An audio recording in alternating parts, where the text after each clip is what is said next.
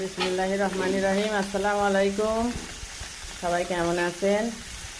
আমি ফলই মাছ ভেজে নিচ্ছি, উচ্ছে দিয়ে রান্না করব। তাই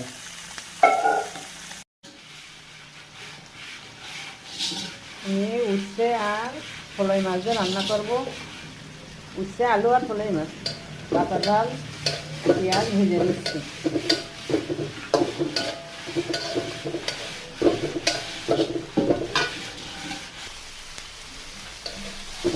রসুন বাটা দিয়ে দিচ্ছি। এবার আমি গুঁড়ো মশলাগুলো দিয়ে দিচ্ছি, সব লবণ, জিরে, হলুদ, ঝালের গুঁড়া সব সাথে দিয়ে এবার মশলাটা সুন্দর করে ভেজে নেব।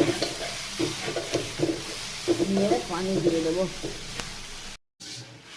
ঝোলের পানি দিয়ে দিতে এবার আমি উচ্ছে আর আলুগুলো দিয়ে দিচ্ছি। উচ্ছে জোরে জালে রান্না করতে হয়, তাহলে কিছু কম লাগে।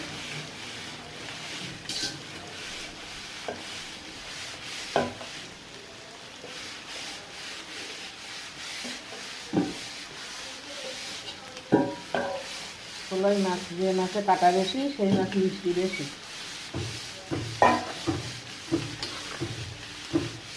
ফলই মাছটা রান্না করবো।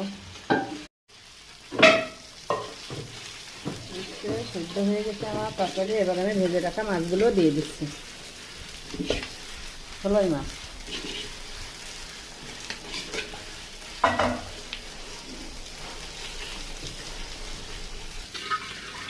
রান্নাটা আমার শেষ হয়ে গেছে। কত সুন্দর কালার হয়েছে তরকারিটা।